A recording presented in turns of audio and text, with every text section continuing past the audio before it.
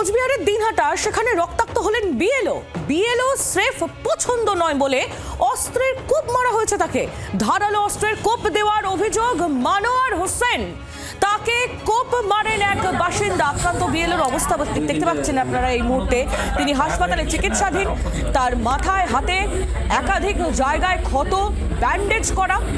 কি ঘটেছে, কেন এই ধরনের ঘটনা, সবটাই জানবো। দেবজ্যোতি কাহালি আমাদের প্রতিনিধি রয়েছেন এই মুহূর্তে আমাদের সঙ্গে টেলিফোন লাইনে। দেবজ্যোতি, স্রেফ পছন্দ নয় বলে বিএলওকে ধারালো অস্ত্রের কোপ।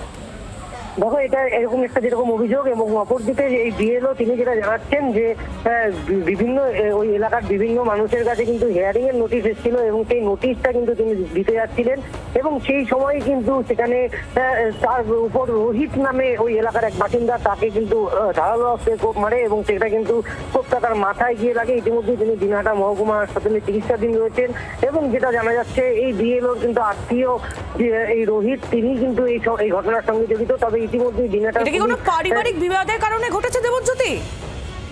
দেখো, এই মুহূর্তে কিন্তু সেটা পরিষ্কারভাবে স্পষ্ট নয়, কিন্তু যেটা প্রাথমিক সূত্রে খবর জানা যাচ্ছে যে সেই বিএলও তাকে এলাকার বিএলও হিসেবে পছন্দ করেনি ওই এলাকার যে রোহিত নামে ওই যে ব্যক্তি, যে মূল অভিযুক্ত, সেই কারণেই কিন্তু তার উপরে কোপ দেওয়া হয়েছে, এমনটাই কিন্তু অভিযোগ করা হয়েছে দিনহাটা মহকুমা থানায়।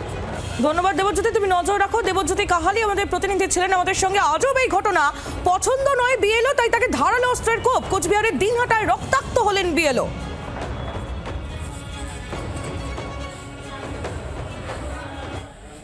ওদের বক্তব্য ছিল যে উনি যাতে এই বিএলও না হয়, তো বিএলও হিসেবে আমি দায়িত্ব নেওয়া, যেহেতু ওর অপছন্দের ব্যক্তি, তাই ও ওই রাস্তা দিয়ে যাওয়ার সময় হঠাৎ করে আক্রমণ করে, সে ধারালো টাইপের অস্ত্র নিয়ে।